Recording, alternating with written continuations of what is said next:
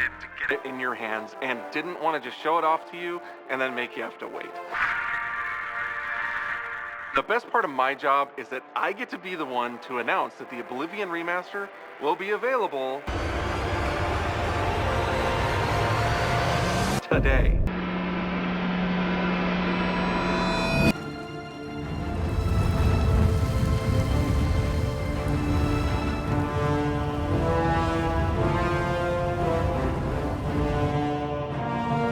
A lot has happened over this past week. I'm of course talking about the Oblivion remaster that came out just last week. This is something I don't typically do, the whole off the cuff right after the game just came out type videos, but this is a pretty big deal for not just the fans, but for Bethesda as well. This is something that the fans and myself alike have been wanting from Bethesda for decades at this point, and we finally got it. And at this rate, we might even see Skyrim released again for the 7th time, but this time with greatly overhauled mechanics, UI, and a much needed graphics update. I've definitely talked about Skyrim and its long-lasting impacts before on this channel. If you haven't seen that video, definitely check it out. It was the first game I talked about when I started doing video essays. But this video is about Oblivion. My experience with the Elder Scrolls series started with Skyrim because I was 6 years old when Oblivion came out. But after experiencing Tamriel to its fullest, I had to experience Oblivion's world, Cyrodiil. Now it certainly was not recent the last time I played this game, so I don't remember much other than the insane look of the game and this guy.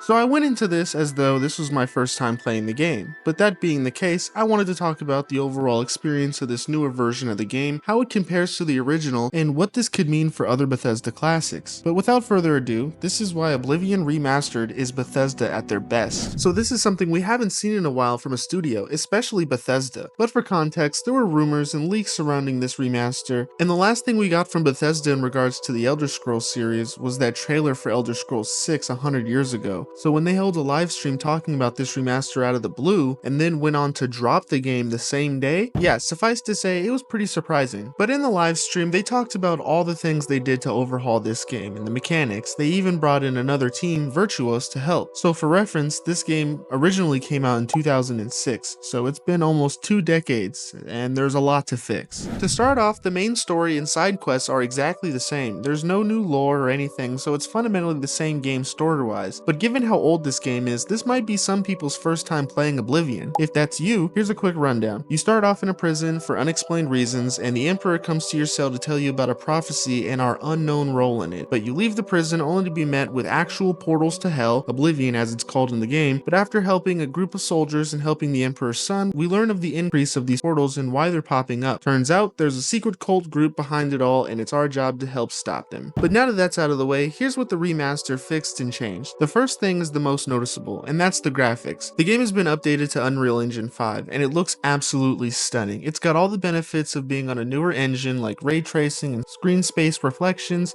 higher resolution texture and assets, all of that. Now this all sounds great, and for the most part, it for sure is, but it comes at a cost. So far, players have experienced some performance issues, but to be fair, Unreal recently has been causing a problem in the community with performance issues, like with Stalker 2. But this is a Bethesda game, so there's only so much we can ask for. But I played the game on an Xbox Series X, so I'm not sure how it runs on other hardware, but overall, it was a smooth experience with rare dips, but nothing immersion breaking. Now, even on the Xbox, the game looks absolutely beautiful. The opening cutscene looks fantastic, especially compared to the original. And keep in mind that the map for Oblivion is bigger than Skyrim's, so maintaining that level of detail and fidelity is a lot, and it certainly looks amazing. But moving on to the game mechanics and most importantly the feel of the game, the UI and player animations have been updated. As far as the player animations go, they updated the third person view and it's way more viable for gameplay. I played most of the game in third person. Combat animations have been modernized, but the UI is actually a good change to the game, and knowing Bethesda, it's definitely a step up from their other UI like the notoriously fixed Skyrim UI. The enemies have also been updated as well, and though I'd prefer there to be more variation, they look good nonetheless.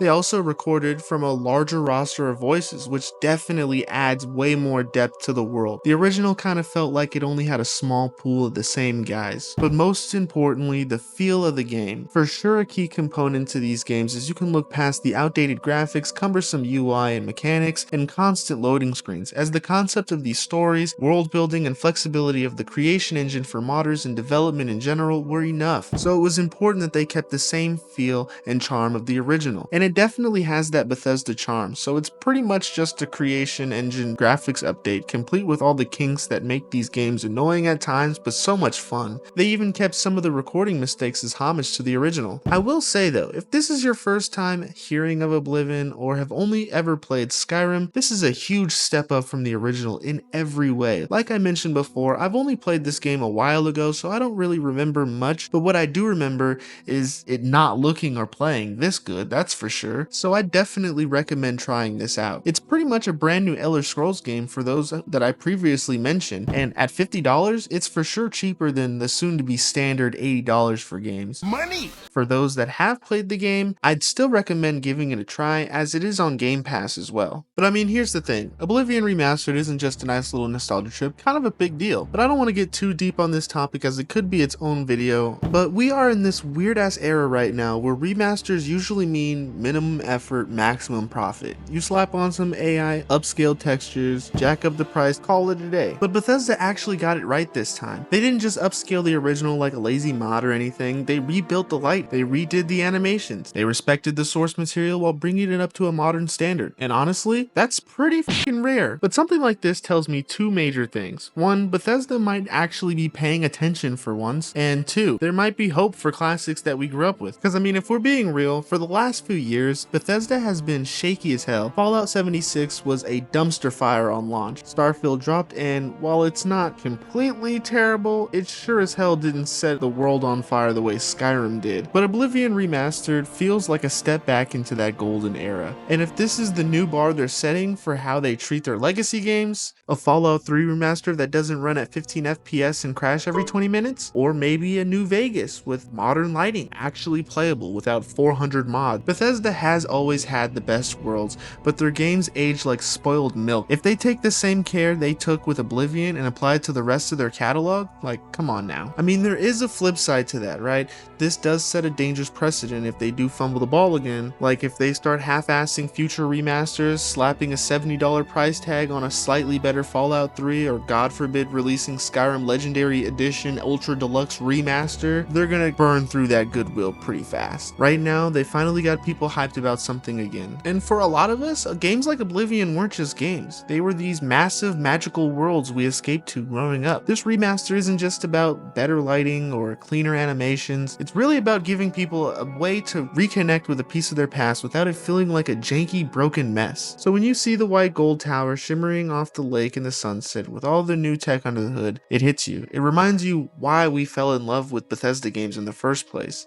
Not because they were perfect, not because they were polished, but because they were weird, beautiful, chaotic playgrounds that gave us total freedom and trusted us to make our own stories. And Oblivion Remastered honestly feels like Bethesda finally remembered that. What are your guys' thoughts on the remaster? What was your experience like? I'd love to hear your opinions on the game. If you enjoyed, consider liking and subscribing. It honestly helps a lot. Thank you guys for watching, but I'll see you guys in the next one.